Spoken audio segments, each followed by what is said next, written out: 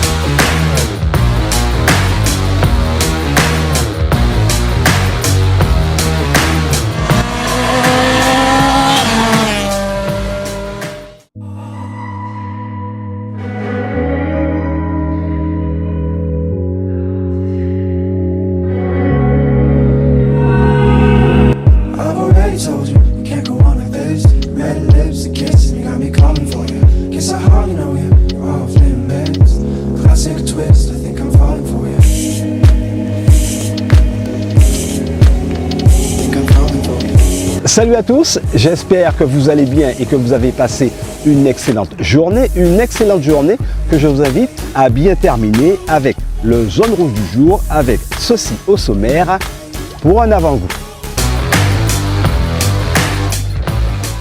À 11 mois exactement de la route du Rhum, Rodolphe Seffo a déjà confirmé qu'il serait à la barre de Nimoca, ex-la Micaline d'Arnaud-Boissière. Une belle mécanique à haute technologie dont le skipper guadeloupéen a tenu à présenter les spécificités à l'équipe de Zone Rouge.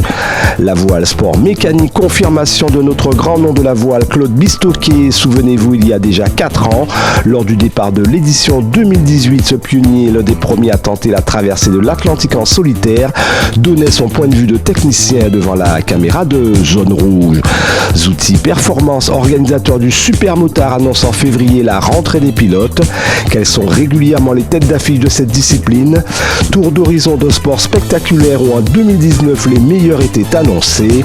Voilà pour le sommaire de Zone Rouge. Zone Rouge, toujours une actualité d'avance, une pure montée d'adrénaline. Zone Rouge, c'est ici et nulle part ailleurs. Zone Rouge, c'est parti.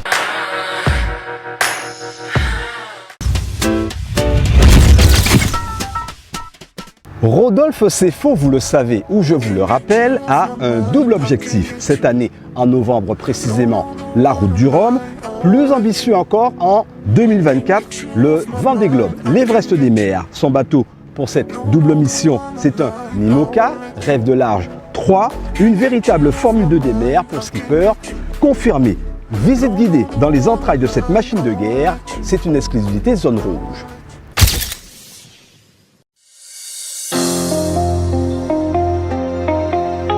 On s'est vu récemment et j'ai pu vous expliquer un peu qu'est-ce qui rapprochait la voile ou qu'est-ce qui faisait rentrer directement la voile comme sport mécanique. Maintenant, ce que je vous propose, c'est de vous montrer directement les coulisses du bateau, de vous faire découvrir comment il a été construit et ce qui en fait un bateau hyper technologique et mécaniquement pointu.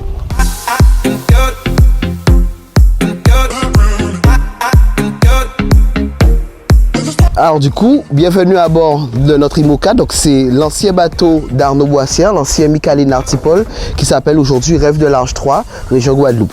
Donc on est sur un monocoque de 18 mètres de long. Effectivement, quand on est ici, ça paraît pas si grand, mais quand on lève un peu les yeux, on a un mât qui culmine à 33 mètres de haut.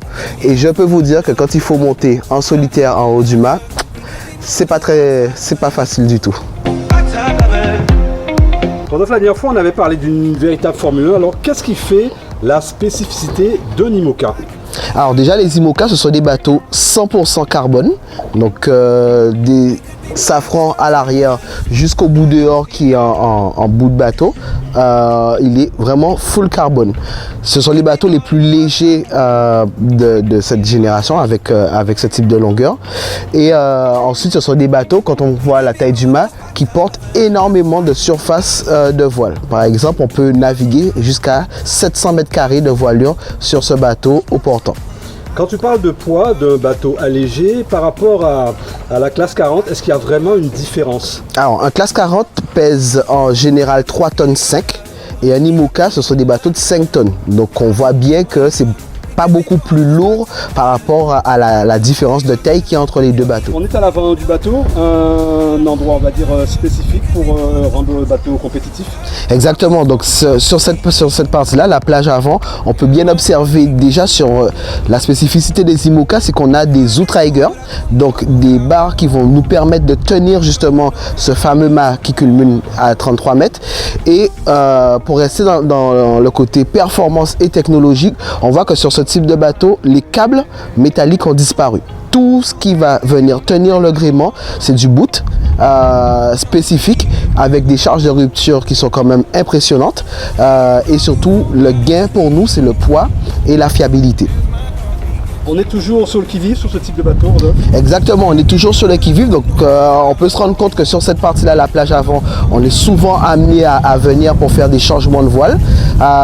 Très honnêtement, on n'est jamais debout, comme je le suis. On est souvent à quatre pattes ou accroupi, puisque le bateau souvent déboule à des vitesses assez importantes, à plus de 20 nœuds.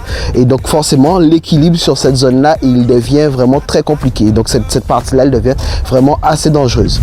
C'est ce qui fait qu'on a envie de prendre ce type de bateau, faire monter l'adrénaline, Rodolphe? Moi, en tout cas, c'est ce qui m'a donné envie de passer sur ce type de bateau. Là, je peux vous dire que c'est vraiment un gros shoot d'adrénaline quand on est amené à faire la moindre manœuvre dessus. Et en plus, physiquement, ça nous permet vraiment c'est un challenge. Moi, ça m'a permis de me dépasser pour vraiment être capable de mener ce bateau au maximum de son potentiel.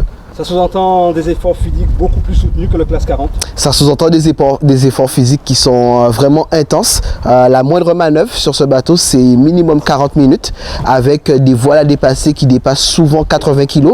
Donc on peut imaginer un bateau qui avance rapidement avec des voiles assez lourdes à déplacer et des conditions un petit peu compliquées de mer. Donc on se rend vraiment compte que le physique, il est mis à rude épreuve.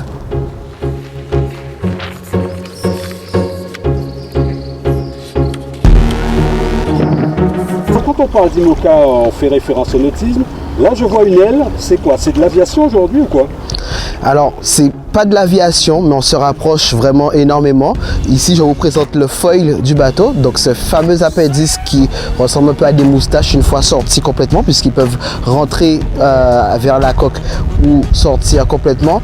Et ce fameux foil va générer de la portance et faire voler le bateau. Donc, tu n'as pas tout à fait tort quand tu parles d'ailes, puisqu'on peut presque dire que ce sont des ailes sous-marines et qui vont vraiment permettre de faire voler le bateau. Est-ce que c'est un petit peu comme les ailerons avant d'une F1 qui permettent une forme d'aérodynamisme? Alors, pas exactement, puisque les ailerons vont plutôt générer de l'appui pour rendre la voiture beaucoup plus stable et beaucoup plus maniable à haute vitesse. Mais nous, au contraire, on va se débarrasser de cet appui. Donc, l'idée vraiment du foil, c'est de faire sortir le bateau dans l'eau, donc pour éviter justement ce phénomène de frottement qui ralentit le bateau et nous mettre vraiment dans les airs et du coup se débarrasser de la contrainte de poids du bateau et de frottement et donc forcément augmenter de façon exponentielle la vitesse du bateau.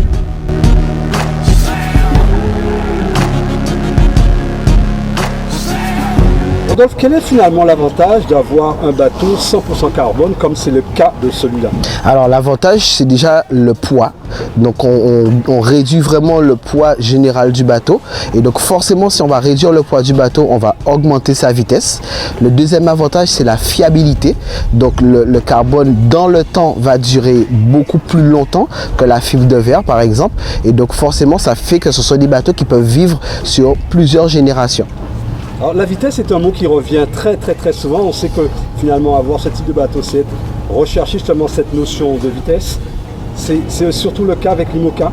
Exactement, donc la vitesse c'est le cœur même de ce sport, puisque comme dans tous les sports mécaniques, l'important c'est d'aller vite et d'être le premier.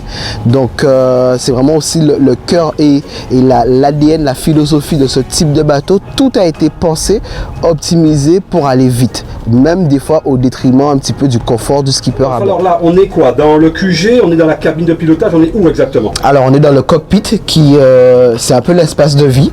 C'est là où on passe vraiment le plus de temps dans le bateau puisque toutes les manœuvres se font ici principalement et les actions sur la barre se font aussi ici. À savoir, très honnêtement, qu'on barre très peu sur ce type de bateau, puisqu'on est équipé de pilotes automatiques qui sont hyper performants. Donc vraiment, on va barrer sur les phases un peu spécifiques comme les phases de départ ou les phases d'arrivée, mais souvent pendant la course, on est sous pilote automatique. Et nous, on se contente principalement de venir régler les voiles avec le moulin à café ici, qui va actionner les winches, donc les treuils qu'on voit, hop, ici et des deux autres côtés. Donc on passe vraiment beaucoup de temps sur les colonnes, comme on peut voir ici, pour régler les voiles. On est carrément, on pourra dire vulgairement, dans le ventre de la bête. Exactement, on est dans le cœur du bateau, donc c'est l'espace de vie, l'espace aussi où on passe du temps à faire la tactique. Donc avec l'écran où la carte est affichée, on reste aussi en contact avec la terre puisqu'on a les téléphones ici qui nous permettent de communiquer un peu avec l'extérieur. Et c'est vraiment ici qu'on va faire tous les réglages qui sont autres que les réglages de voile. Donc les réglages par exemple de virer une quille, puisque sur le bateau on a une quille qui pivote de chaque côté. Les réglages aussi sur l'énergie. Donc on a vraiment ici, quand on rentre ici, on est sur du réglage fin ou un peu pour se reposer. Alors Rodolphe, c'est peu de le dire, hein, tu as dit que le bateau était full carbone, mais là on n'imaginait pas que le carbone était vraiment omniprésent sur le bateau. Exactement, ben, on voit bien tout autour que le carbone, voilà, le bateau il est vraiment composé que de carbone. Et encore une fois, pour le côté performance, puisqu'à l'époque quand il avait été construit ce bateau, il avait été peint, et on voit même que l'équipe avant nous, ils ont poncé la peinture pour gagner du poids et revenir au carbone brut. Donc entre guillemets, comme je dis toujours, si on est allergique au carbone, c'est pas du tout l'endroit où il faut se trouver. Quand on dit skipper, je sais pas si on va dire homme à tout faire, on rappelle qu'on est vraiment en solo sur ce type de bateau. Et là, on a quoi? De l'hydraulique, de la mécanique, c'est un univers assez complexe quand même. Exactement, donc faire de la course en solitaire, ça ne se contente pas juste à savoir lire le vent et à régler les voiles. Sur ce type de bateau, on a un moteur ici avec une partie mécanique importante. Le moteur, c'est aussi le cœur du bateau puisqu'on ne l'utilise pas en propulsion en course, mais on va l'utiliser pour pouvoir générer de l'électricité puisqu'on a besoin d'énergie à bord. Donc c'est une phase vraiment importante, il faut savoir dépanner son moteur et rendre son utilisation optimum. On a toute une partie ici hydraulique, puisque sur les IMOCA, on a par exemple la quille et d'autres éléments qui sont gérés par de l'hydraulique. Donc pareil, il faut être capable de pouvoir dépanner sa centrale hydraulique. On a toute la partie électrique, puisqu'on est sur un bateau. En plus, petite spécificité, il est à la fois en 12 volts sur certains appareils et à la fois en 24 volts. Donc toute la partie électrique, on voit bien le nombre de câbles qui sortent de la centrale est importante. Et on a aussi une partie électronique, puisqu'on a aussi beaucoup d'appareils connectés sur le bateau qui nous permettent de pouvoir récolter des informations et pouvoir rendre optimum l'utilisation du pilote. Skipper veut dire également ingénieur. Skipper se rapproche de plus en plus d'ingénieurs, ou en tout cas quand on prépare un projet, on ne passe pas que du temps sur l'eau, on passe aussi beaucoup de temps à étudier les manuels d'utilisation, et certains skippers passent même du temps, eux, à carrément élaborer les outils dont ils ont besoin sur leur bateau. Quand on parle d'IMOCA, on insiste aussi sur l'aspect sécurité. Plus les machines vont vite, plus il faut s'atteler à une sécurité optimale. Là, tu as peut-être une sorte de fenêtre, une porte, c'est quoi exactement?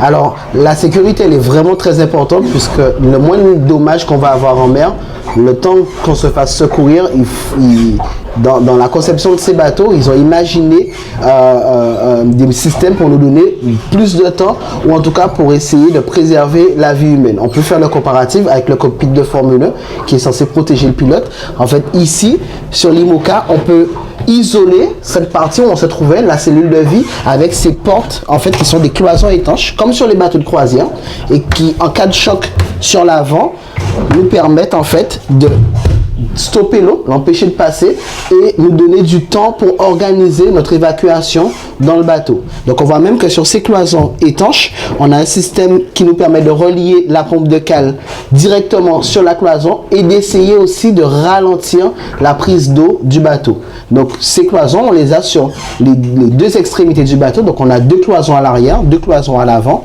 qui vont vraiment faire nous donner du temps, et on l'a vu sur le dernier Vendée Globe avec Kevin Escoffier, donc nous donner du temps pour pouvoir organiser son évacuation du bateau.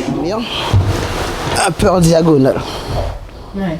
Donc toujours la tête vers l'arrière, parce que si ça s'arrête brutalement, t'es éjecté. Donc on garde la tête vers l'arrière. Mais on dort bien. De toute façon, comme on est tellement fatigué, on dort super bien à bord. Alors, moi, j'ai vraiment, depuis le début, quand j'ai commencé la course au large, je me suis vraiment forcé à trouver mon rythme. C'est pour ça qu'on avait travaillé ça avec des médecins, à trouver mon rythme, trouver mes 20 minutes et surtout faire en sorte que ça soit un réveil le plus naturel possible. Puisque on sait tous, quand on est réveillé par le téléphone, c'est pour ça qu'on a la fâcheuse tendance de mettre plusieurs alarmes. À la première alarme, oh non, j'ai pas envie. À la deuxième alarme, oh non. Et à la dernière alarme, là où il te reste 3 minutes pour te préparer avant de partir au travail, je dis, ah mais là, c'est trop tard, il faut que je me réveille. Sauf que nous, c'est pas partir au travail. Quand tu dois te réveiller, c'est parce que autour, il faut faire une veille, il faut checker tes voiles, ta trajectoire, tu as des concurrents, tu es en course. Donc, c'était vraiment mon challenge depuis que j'ai commencé, d'apprendre à m'endormir facilement, mais aussi à me réveiller facilement, et idéalement tout seul. Après, tu as certains skippers qui ont des alarmes. Il y en a quand même une sur le bateau. Il y a une sirène, là ici, connectée à l'ordi. Donc on peut mettre un timer sur l'ordi, ça fait un boucan, ça te réveille le quartier. Donc les petites siestes de la journée, tout ça, c'est fini. Et quand tu es en mer, tu dois reprendre un rythme de marin. C'est pour ça que souvent, les premiers jours sont hyper fatigants. On le voit d'ailleurs, les skippers, les 24-48 premières heures, ils sont très très fatigués parce que le temps de se remettre un peu dans le bain, c'est pas toujours évident.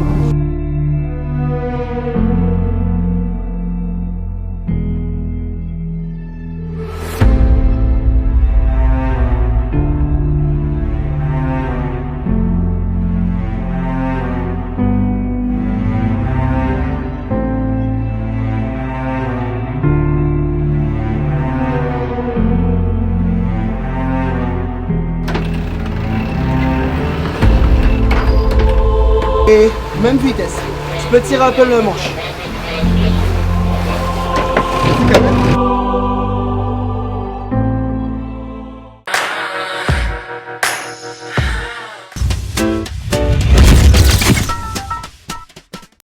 La voile, c'est définitivement confirmé, est un sport mécanique. Aux commandes de ces engins nautiques, des skippers, mais surtout des pilotes qui désormais composent avec de la technologie de pointe.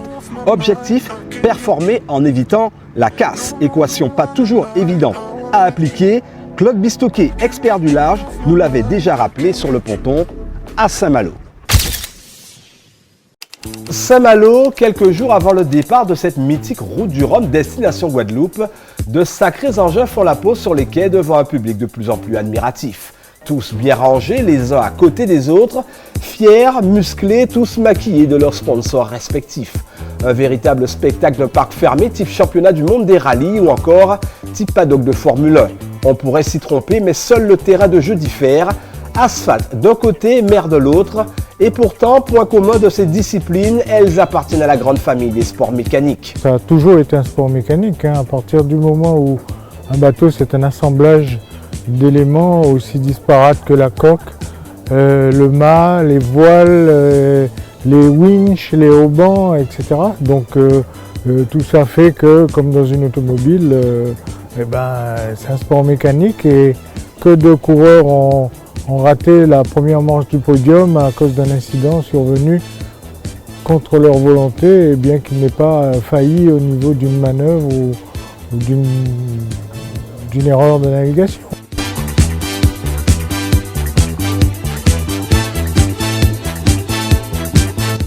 Imaginez ces bêtes de course lancées à plus de 30 nœuds, c'est-à-dire à environ 50 km à l'heure. À ces vitesses, l'eau se transforme en béton et donc pas droit à l'erreur côté pilotage. Bien que puissantes, ces machines restent fragiles à tout instant. Sébastien Josse, sur son ultime, a payé un lourd tribut en voulant fendre rapidement la vague. Conséquence, bris de flotteur ou chavirage pour Armel Lecléache.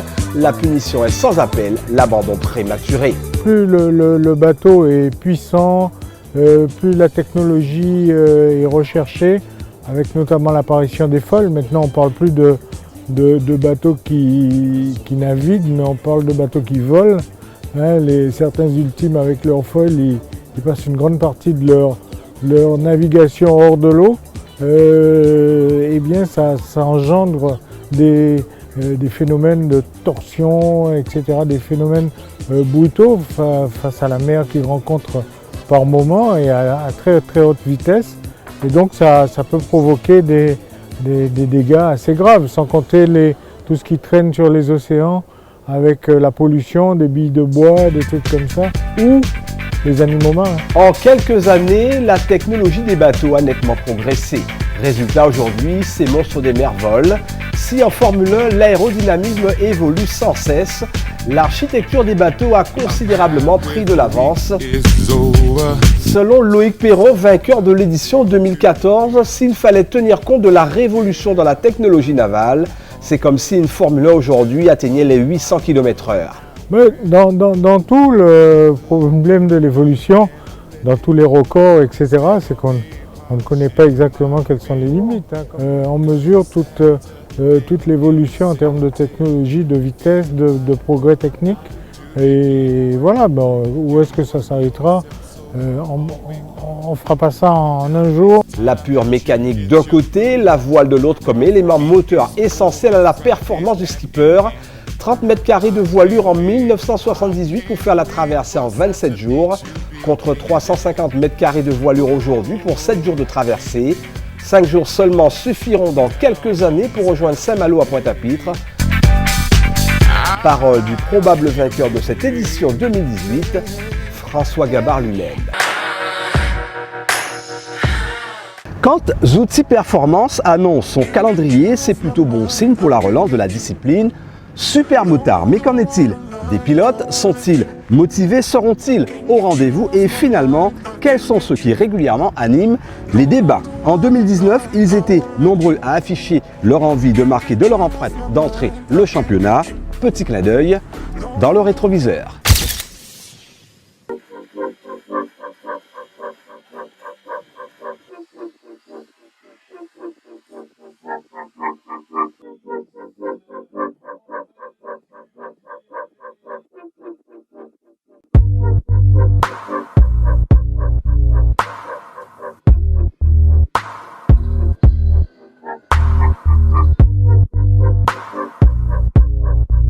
Difficile de tenir en place après quasiment un an sans activité Supermotard, alors comprenez que lorsque l'on offre aux pilotes les plus téméraires de s'aligner sur une ligne de départ pour une rentrée effective, ils ne se font pas prier pour remonter en selle. Mais seuls quelques vrais passionnés ont répondu à l'appel d'une organisation signée Zouti Performance. Record de participation à signaler dans la catégorie scooter saluée par les grands. Il y a beaucoup de jeunes maintenant sur nos routes qui aiment ce sport mécanique. Donc moi je pense que dans les prochaines courses à venir, il y aura beaucoup plus de scooters. Et c'est une invitation qui est lancée. Timide comité dans la catégorie Supermotard et toujours un rappel à l'ordre significatif de Jean-Manuel Fogéa en quad pour inciter une concurrence récalcitrante à venir s'exprimer sur le terrain. C'est bien connu, c'est au pied du mur que l'on voit les vrais maçons. Pour ce présent dimanche, pas question de faire le mur, reprendre l'activité Supermotard, quelle belle occasion de faire rouler à nouveau la mécanique. C'est ma discipline préférée, donc c'est là où je me sens bien à l'aise, quoi. Parce que quand même, j'ai quand même fait carrière en motocross, donc le Supermotard en fait, c'est pour moi c'est la retraite en tout terrain. Voilà. La retraite en tout terrain, encore que pour cette nouvelle rentrée, il va falloir retrouver une seconde jeunesse et donc redoubler d'efforts. Premièrement, car dans cette catégorie élite, il y a surtout un homme à battre, Fabien Assiette, champion à 2 reprises et bien décidé à rééditer son exploit de 2017. Et puis il y a une autre difficulté qui a été rajoutée, de taille celle-là, le circuit désormais à effectuer dans l'autre sens. Alors messieurs, vos impressions? Le fait que c'est pas le mode seconde a bien roulé, aujourd'hui là, donc ça a changé de sens, c'est pour ça que ça va amener un petit peu plus de maîtrise et puis de concentration pour le pilotage. Bruno Colonneau est l'un des piliers de la discipline, connu pour être un pilote expérimenté et donc spectaculaire au guidon de sa Honda numéro 211. Bruno Colonneau roule pour le plaisir d'une adrénaline incomparable, fort d'un pilotage qui n'a vraiment pris aucune ride.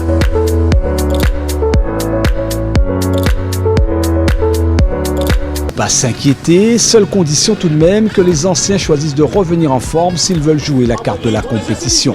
Car opter pour les premières places en élite est une véritable sinécure. En témoignent les temps en référence lors des essais chronométrés. À cet exercice, Bruno Colonneau, mieux Fabien Assiette, semble intouchable.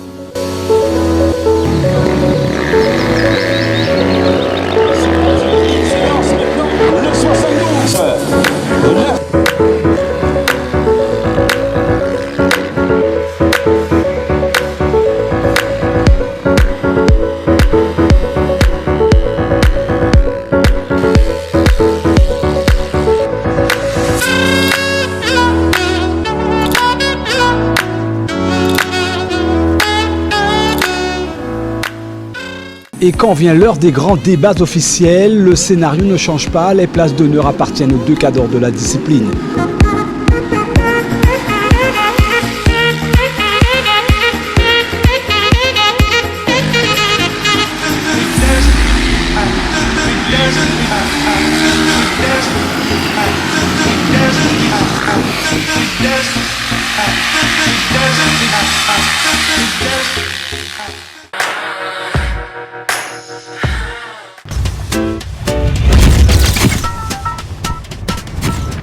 Zone rouge, c'est terminé. Merci encore pour votre fidélité. Nous ne cesserons jamais de vous rappeler à la plus grande prudence sur les routes. Soyons tous responsables. À la semaine prochaine. Nous, en attendant, on coupe les moteurs.